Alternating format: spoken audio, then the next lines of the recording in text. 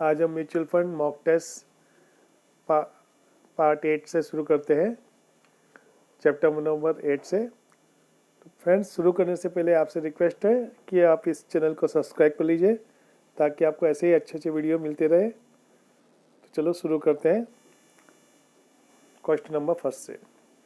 Distributor of mutual fund must understand tax applicable on the income of dash as well as the tax applicable on the investment made by a dash in the mutual fund scheme। Option है mutual fund scheme, investor. Second option है sponsor, trustee. The correct answer is mutual fund scheme and investor. तो यहाँ पे कहा गया कि distributor है उसे दो चीज़ों का ध्यान रखना पड़ता है। एक तो म्यूचुअल फंड स्कीम के ऊपर में जो टैक्स लागू होता है उस पर, और सेकेंडली इन्वेस्टर जो इन्वेस्ट करता है तो उसकी टैक्स लायबिलिटी क्या है। Next question. Mutual fund income is exempt from the income tax since mutual funds are constituted as trust in India for the benefit of, option है unit holder, employees of AMC। The right answer is unit holders। तो mutual fund income है, mutual fund की जो income होती है that is exempted from the income tax, क्योंकि mutual fund एक trust के रूप में उसकी स्थापना हुई है। That's why mutual funds income, ये म्यूचुअल फंड की इनकम है, not an investor income. Mutual fund की इनकम टैक्स एग्जेम्प्ट है, और इन्वेस्टर को जो म्यूचुअल फंड से जो इनकम होगी वो डिपेंड अपॉन, जैसे हमने पहले क्वेश्चन में देखा है, डिपेंड कौन सी स्कीम है ना, और किस टाइप का इन्वेस्टर है, NRI है, रिटेल इन्वेस्टर है, तो उस टाइप के इन्वेस्टर के हिसाब से इनकम टैक्स के अलग अलग स्लैब और अलग अलग रेट होते हैं। तो यहाँ पे ज़रा बारीकी से समझना पड़ेगा कि इनकम जो म्यूचुअल फंड की इनकम है वो म्यूचुअल फंड को टैक्स एग्जेम्प्टेड है, और in the hand of investors वो अलग अलग स्कीम के ऊपर डिपेंड है और स्टेटस के ऊपर डिपेंड है, सिटीजन स्टेटस के ऊपर डिपेंड है। Next question. Applicable tax rate in case of capital gain and dividend will vary as under। Option है type of income, type of mutual fund scheme, type of investor, all of the above. तो answer है all of the above. हमने आपको पहले दो question के जरिए हमने आपको समझा दिया था। तो जो टैक्स एप्लीकेबल है वो सब इन सभी चीज़ों पे डिपेंड होता है। Type of the income, type of mutual fund scheme, type of investor, so all of the above. Next question. In case of joint holding the income be it capital gain or dividend will be considered to be have earned by the dash holder। तो option है first holder और second holder. The correct answer is first holder. तो अगर joint holder है mutual fund में तो first holder ही consider करेंगे उसमें।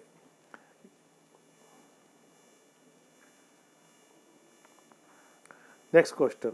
Long term is defined as holding period of more than dash year in case of non-equity oriented fund, whereas the same is more than dash year in the case of equity oriented fund। Option are 3 1 1 1। The correct answer is 3 1। जो non equity oriented है जैसे डेब्ट fund हो गया वगैरह हो गया, तो उसमें लॉन्ग टर्म कैपिटल 3 साल के ऊपर है उसे लॉन्ग टर्म कहा जाएगा, और in case of equity oriented है तो उसमें 1 साल के ऊपर में लॉन्ग टर्म कहा जाएगा। Next question. In case of equity oriented fund, the short term capital gain is dash percent and long term capital gain is dash percent। The correct answer is 15% and 10%। तो short term capital gain 15% लगेगा अगर 1 साल के अंदर cell किया तो, और 1 साल के बाद में सेल किया तो 10% कैपिटल गेन चार्ज होगा। Next question. In case of non equity oriented fund short term capital gain is dash answer are marginal tax rate has applicable for the investor 15%। The correct answer is marginal tax rate has applicable for the investor। Next question. In case of non-equity oriented fund, long term capital gain is, option are 20% with indexation benefit, 20% without indexation benefit. The correct answer is 20% indexation benefit. Next question. Long-term capital gain is applicable only if it exceeds dash rupees, provided the transfer of such unit is subject to the dash. The option are 1 lakh STT, 2 lakh GST. The correct answer is 1 lakh STT. तो 1 लाख के ऊपर होगा तो long term capital gain charge होगा, applicable होगा. अगर उसने STT भरा है तो. Next question. January 31, 2018 become the base point for the option of grandfathering of the capital gain, exemption of the capital gain. The correct answer is grandfathering of the capital gain. Next question. Mr. Ram took profit before 3 years in case of non-equity oriented scheme. Then applicable gain is, यहाँ पे non equity oriented है तो correct answer is short term capital gain. The grandfathering benefit was offered in order to ensure that the effect of tax is only on a prospective basis and not retrospective basis. True or false? The correct answer is true. Next question. Indexation means that the cost of acquisition or the cost of purchase is adjusted dash to reflect the impact of inflation. The correct option are upward or downward. The correct answer is upward. Indexation. Next question. Mr. Ram booked profit before 1 year in case of equity oriented scheme. Then the applicable gain is short term capital gain or long term capital gain. 1 साल पहले बेचा है equity oriented scheme. That's why it is a short term capital gain. The correct answer is short term capital gain. Central Board of Direct Tax (CBDT) every year announce a number known as Cost Inflation Index (CII) Nifty Index. The correct answer is Cost Inflation Index. Inflation Index. ये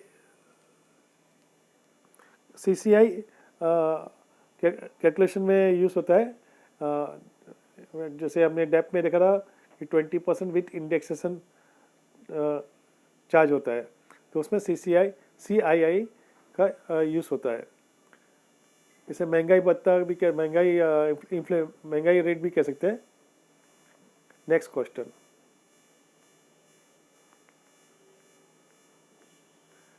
Indexation cost of acquisition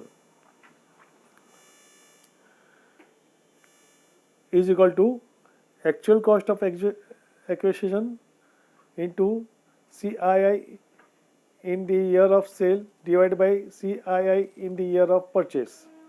Second option है actual cost of acquisition into CII in the year of purchase divided by CII in the year of sale. The correct answer is actual cost of acquisition into CII in the year of sale divided by CII in the year of purchase. With the effect of 2020, the dividend will be taxable in the hand of recipient at the applicable tax rate. True or false? True. The growth option work out to be more tax efficient. True or false? True. Growth जैसे mutual fund में आप जब निवेश करते हो तो वहाँ पे 2 ऑप्शन रहता है, डिविडेंड पे आउट ऑप्शन और या तो ग्रोथ ऑप्शन. तो जो ग्रोथ ऑप्शन है वो टैक्स एफिशिएंट है. डिविडेंड पे आउट ऑप्शन में आपको टैक्स चुकाना पड़ता है अगर आपकी इनकम टैक्सेबल है तो. अगर आपकी इनकम टैक्सेबल नहीं है तो फिर डिविडेंड ऑप्शन में कोई दिक्कत नहीं है. अगर इनकम 2.5 लाख के ऊपर है और टैक्सेबल है तो फिर आपको ग्रोथ ऑप्शन बेटर रहेगा.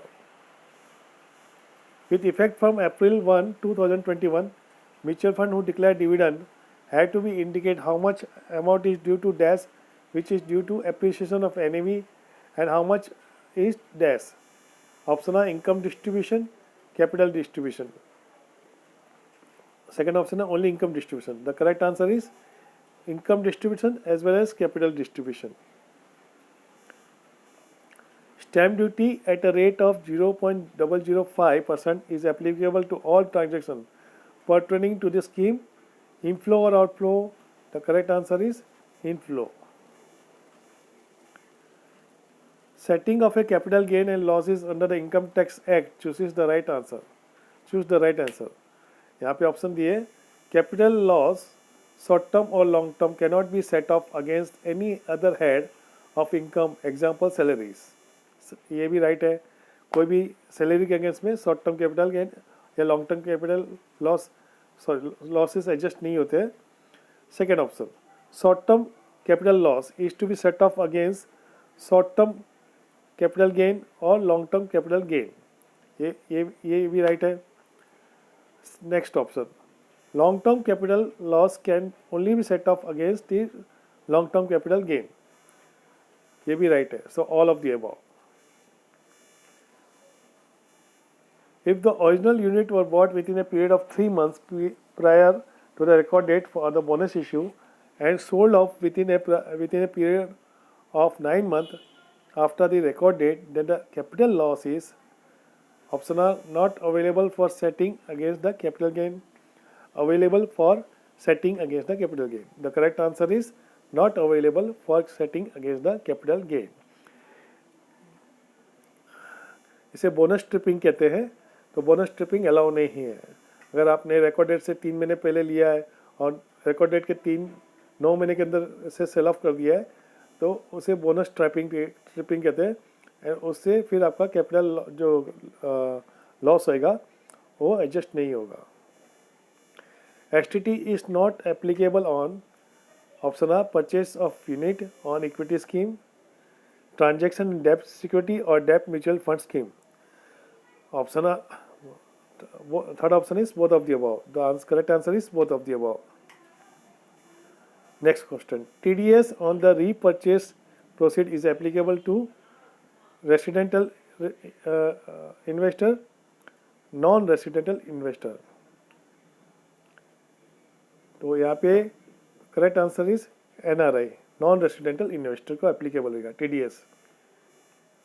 Next question. In case of dividend from mutual fund scheme, TDS is applicable to residential Indian also at a rate of 10% of the dividend on the dividend amount if it exceed option है 5,000 rupees, 10,000 rupees, none. Correct answer is 5,000 rupees. का 5,000 के ऊपर आपको dividend मिल रहा है mutual fund scheme से, then mutual fund house AMC आपको 10% TDS cut कर सकती है. सो फ्रेंड्स अभी हम लोग सबमिट करके देखते हैं कि हमारे कितने आंसर सही है. Let's see. View score.